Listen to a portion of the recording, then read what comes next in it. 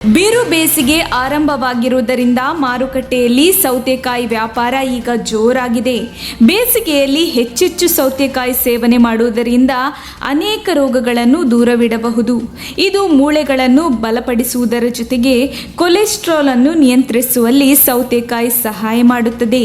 ಈಗ ಬಹುತೇಕ ಎಲ್ಲರಿಗೂ ಮೂಳೆ ನೋವು, ಕೀಲು ನೋವಿನ ಸಮಸ್ಯೆ ಸಾಮಾನ್ಯವಾಗಿ ಬಿಟ್ಟಿದೆ. ನಿಮಗೂ ಆ ಸಮಸ್ಯೆ ಇದ್ದರೆ ಬೇಸಿಗೆಯಲ್ಲಿ ಸಾಕಷ್ಟು ಸೌತೆಕಾಯಿ ತಿನ್ನಿರಿ. ಇದರಿಂದ ಮೂಳೆಗಳು ಗಟ್ಟಿಯಾಗುತ್ತವೆ. ಇದಲ್ಲದೆ ಸೌತೆಕಾಯಿ ಚರ್ಮ ಮತ್ತು ಕೂದಲಿನ ಆರೋಗ್ಯಕ್ಕೂ ಉಪಯುಕ್ತವಾಗಿದೆ. ಇದನ್ನು ತಿನ್ನುವುದರಿಂದ ಕೂದಲು ಚೆನ್ನಾಗಿ ಬೆಳೆಯುತ್ತದೆ ಮತ್ತು ಚರ್ಮ ಕಾಂತಿಯುಕ್ತವಾಗುತ್ತದೆ.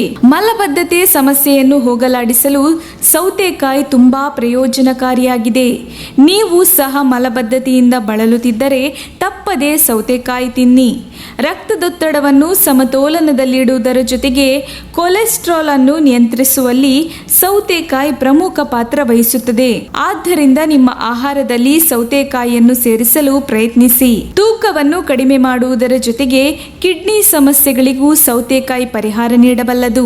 ನೀವು ತೂಕ ಇಳಿಸಿಕೊಳ್ಳಲು ಬಯಸಿದರೆ ನಿಮ್ಮ ಡಯಟ್ನಲ್ಲಿ ಸೌತೆಕಾಯಿಗೂ ಜಾಗ ಕೊಡಿ. ಸೌತೆಕಾಯಿನಲ್ಲಿ ನೀರಿನ ಪ್ರಮಾಣ ಹೆಚ್ಚಾಗಿರುವುದರಿಂದ ಇದು ಬೇಸಿಗೆಗೆ ಅತ್ಯಂತ ಸೂಕ್ತ.